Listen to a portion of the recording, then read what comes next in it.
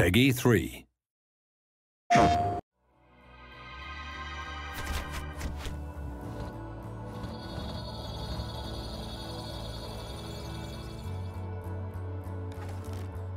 When we first found out about PlayStation 4 and the features of the platform, we were really pleasantly surprised that they completely synced up with what we had in mind for DriveClub. It was almost a perfect storm, if you like. We had this desire to return back to realistic racing.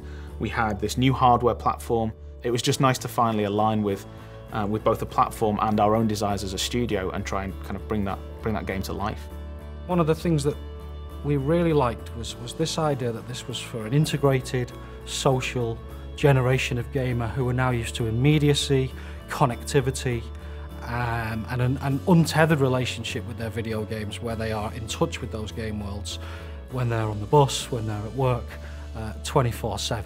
We've taken everything that we've seen from the massive rise of social networks since the last console cycle, and really that's become a core pillar of what PlayStation 4 is all about.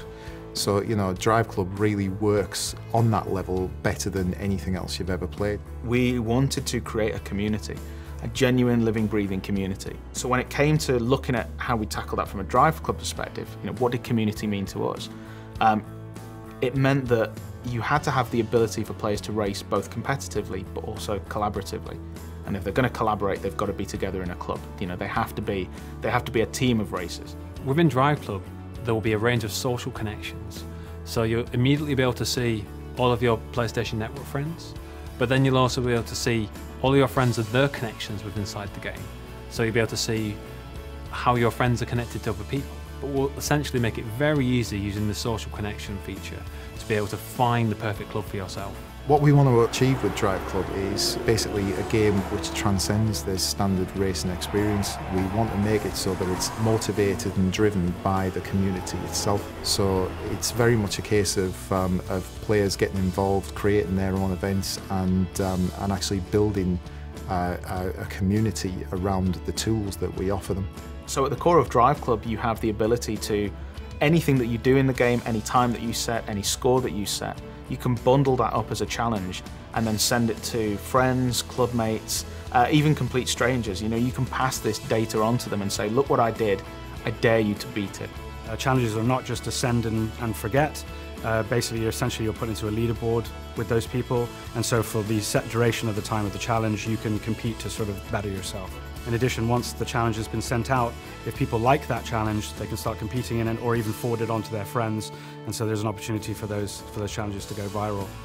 One of the key ways the PlayStation 4 really enhances the multiplayer experience in DriveClub is the fact that every single section of every one of our tracks, our real-world kind of breathtaking, beautiful vistas, has data that can be turned into challenges for the best times, the best drift settings, the best 0 to 60 records on every straight, on every bend, on every turn, every piece of camber, every surface type has data that can be turned into challenges which can then be sent to others. That's only achievable on this console with this brilliant new emphasis on connected gameplay.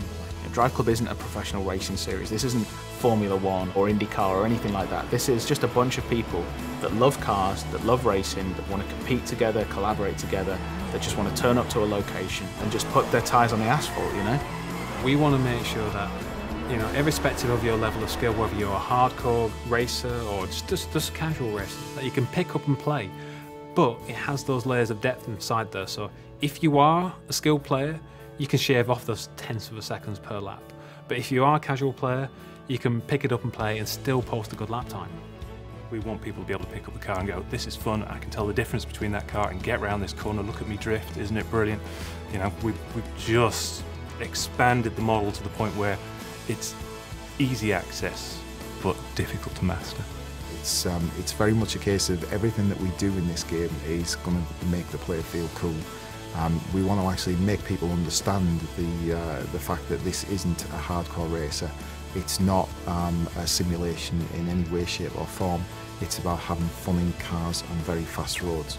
And of course, you know, being able to actually send out that information and by cool videos, screenshots, and even sharing it to things like Ustream and the like is absolutely integral to that.